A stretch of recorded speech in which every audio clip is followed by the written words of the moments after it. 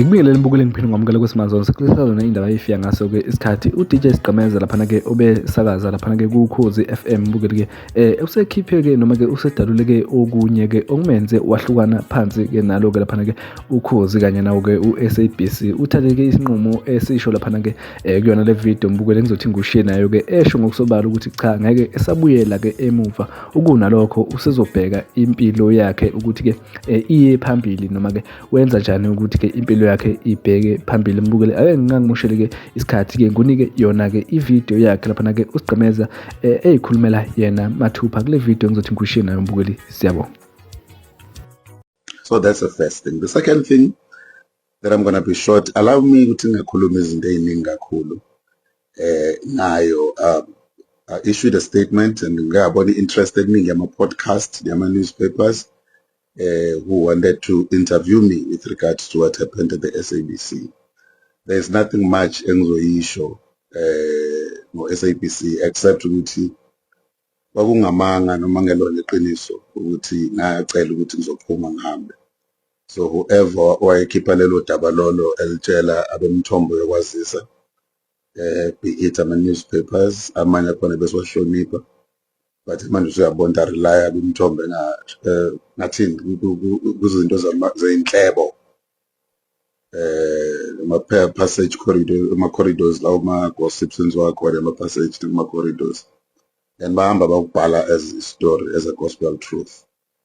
I don't even know ukuthi journalism journalism yethu la eNingizimu Afrika isihambe yaba njani especially njengalokhu kukhona izinto eziningi okubandakanya kuzona ama-social media. Anyone can just wake up in the morning abhale whatever afuna ukuyibhala and then akwenze lokho kube isitori. Again, like I said ukuthi I won't be revealing much ukuthi why iziphi izathu engayitshelwa i-SABC but zilihlazo elikhulu ukuthi ngayikhuluma for the organization that I served for years. I would rather just keep it to myself, but it's not ukuthi zisele azaziwa cha bayazazi abantu baseGoli kuyibona management enkulu udlula le yaseThekwini.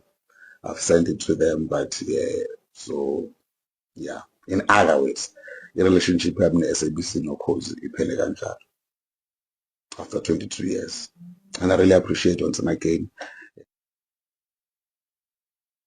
after 22 years, and I really appreciate once again ngoba ningi including abasebalala ababengama-manager ami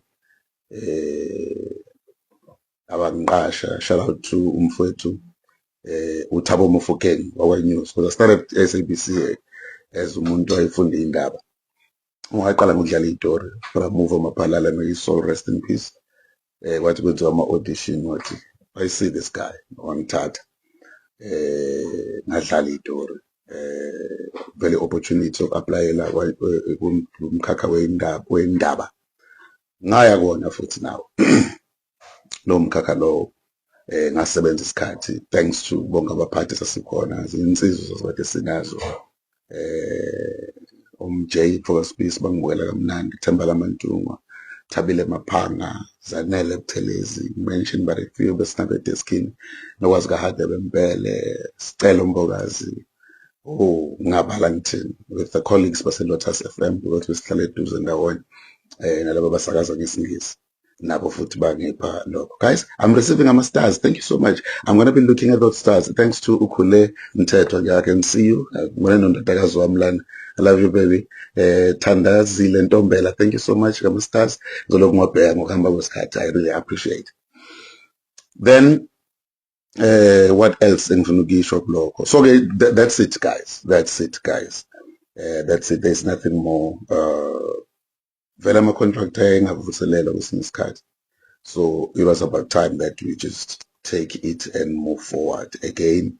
We will be praying for SABC noKhozi ukuthi laba basekhona abangaphakathi basasele uNkulunkulu abe nabo bagade abahlenge even kuma-decisions amanye agcine ethathiwe bese ethusa mawabuka wona. But other than that, SABC is still the best employer ever. I so happy for every opportunity abangipha lona. So I think that chapter is closed. So I'm not going back to SABC. Maybe it leads to ukuthi yini engizobe ngiyenza njengamanje. Ngike ngabheka ukuthi iziphi ezinye izinto engizenzile engakwazi ukungisiza. The first one would be agriculture.